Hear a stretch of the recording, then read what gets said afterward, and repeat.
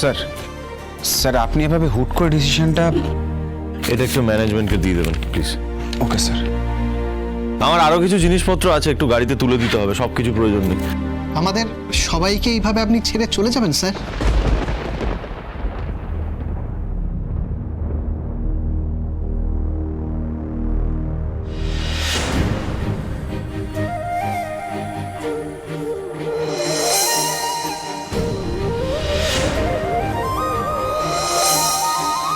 যাও চলে যাও, আমি আটকাবো না, কিচ্ছু বলবো না তোমায়, যাও। ভেবো না রূপা এমনি এমনি বলছে, সত্যি সত্যি চলে যাবে রূপা।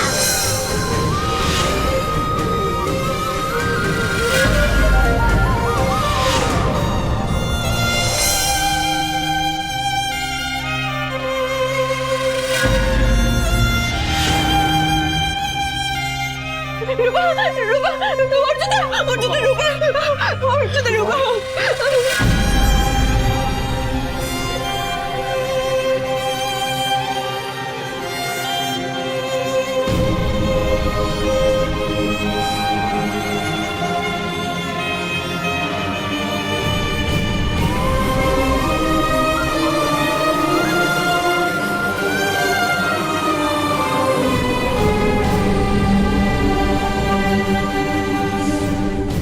এইবার আর নো ছাড়াছাড়ি, পচানদিকে অনেক পানিশমেন্ট পেতে হবে, তাই না দাদু ভাই? হ্যাঁ, দুষ্টুমি যেমন করেছে এখন তেমনি হাড়ে হাড়ে টেরটিও পাচ্ছে। শুনছি পাতা নেই তোমাকে মারতে গেছিল, এইবার বুঝুক। হ্যাঁ বুঝুক, অন্যায় করলে তার শাস্তি তো পেতেই হবে দিদি ভাই। আমি অনেক অন্যায় করেছি, আমিও শাস্তি পাবো। মা, এখন আবার ওদের সামনে সব কথা কেন?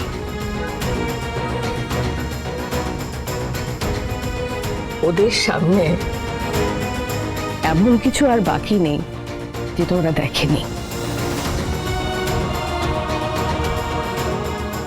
দীপা,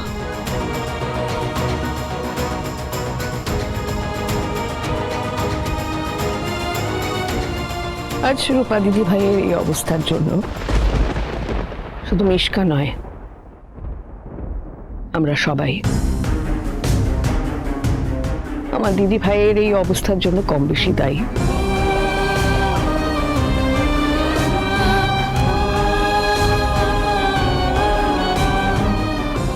আমারও দায় অনেক।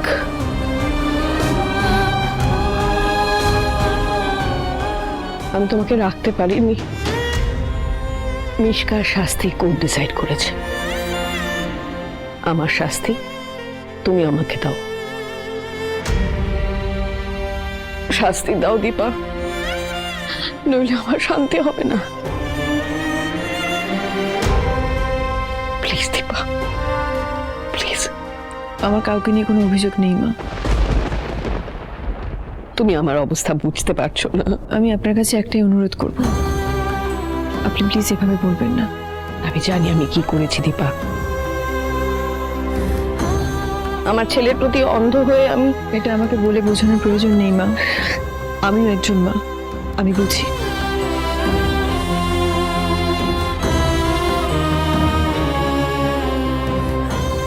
আমি সূর্যর সাথে কথা বলবো, আমি ওকে বলবো। না মা, সেটার কোনো দরকার নেই, সবকিছু বলে বোঝানোর নয়, আর আমি সেটা চাইও না। দিদি, সব যখন মিটে গেছে তাহলে একবার দেখ, সবাই নিজের মতো করে ভালো থাকুক, ঠিক থাকুক। আমার রূপা ঠিক হয়ে যাক, আমার সোনা রূপাকে নিয়ে আমি সারাটা জীবন কাটিয়ে দিতে পারবো।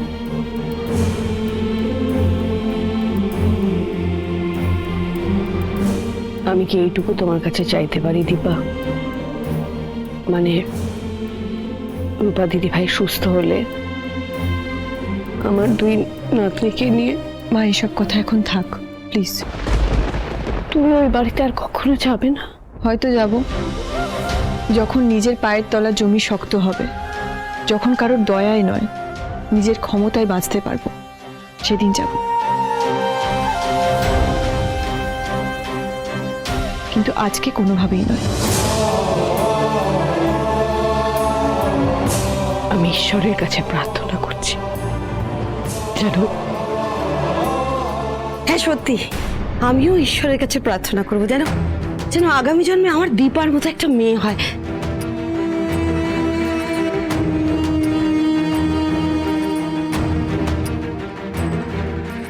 আপনি হঠাৎ এরকম কথা বললেন না? না মানে আমি কি বলবো তোমাদের, আমি আমি যত দীপাকে দেখছি সত্যি আমি ততই মুগ্ধ হচ্ছি। ও সত্যি আলাদা, শি ইজ রিয়েলি সুপার।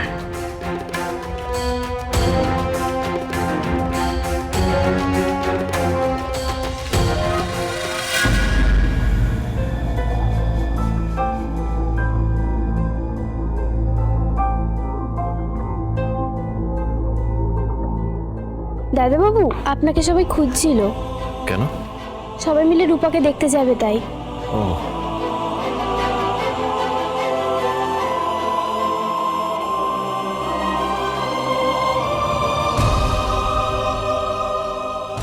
ও মনে হয় জল তেষ্টা পেয়েছে, একটু নিয়ে এসো না।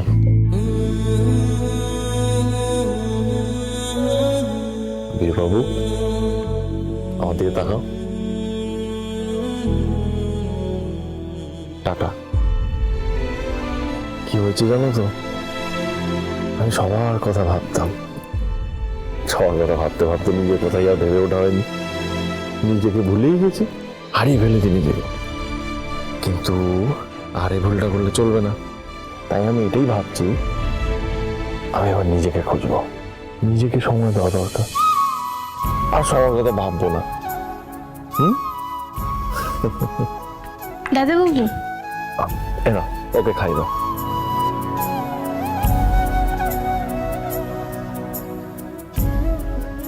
দাদাবাবু, আপনি কোথাও যাচ্ছেন?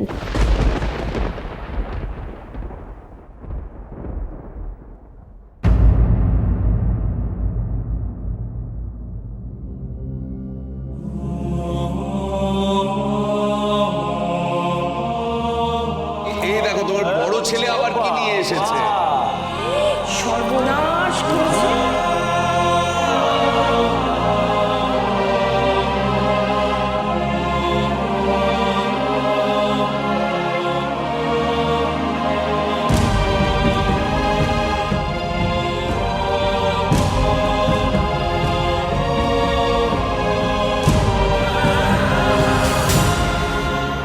সোনার বাবা আজকে ঠিক করেছে সোনা আর সোনার বাবা একসাথে কফি খাবে।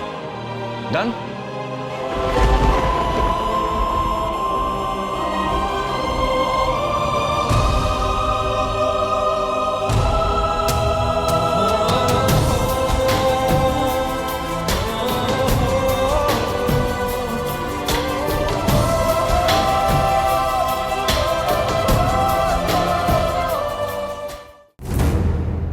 আজ কিছুক্ষণ আগেই এসেছে এই রিপোর্টগুলো। আমি আরো কয়েকটা টেস্ট করাবো ডক্টর। ইতিমধ্যে রূপার কন্ডিশন নিয়ে কারোর সঙ্গে কিছু আলোচনা করার দরকার নেই। ওকে ডক্টর। আরো একটু সময় লাগবে, ওয়েট করতে হবে রূপাকে।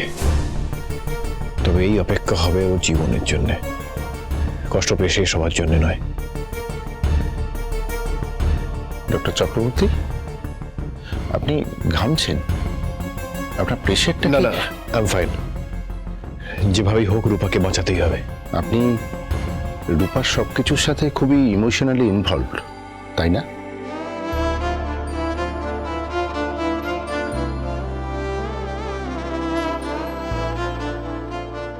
রূপা আমার মেয়ে নয়, তবে আমার নিজের মেয়ের মতোই।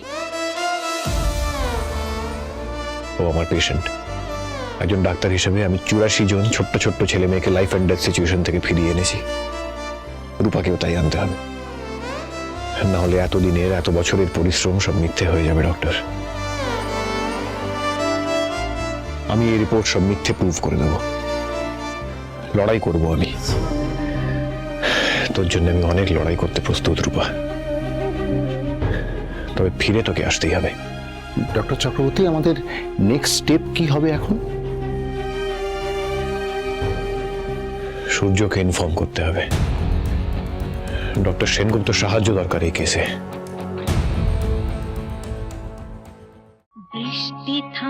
শেষে সোনালি আলোয় ভেসে রাজার কুমার এসে সোনার কাঠে ছোঁয়ালো। দীপার গলা, দীপা গাইছে। বৃষ্টি থামার শেষে সোনালি আলোয় ভেসে রাজার কুমার এসে সোনার কাঠে ছোঁয়ালো।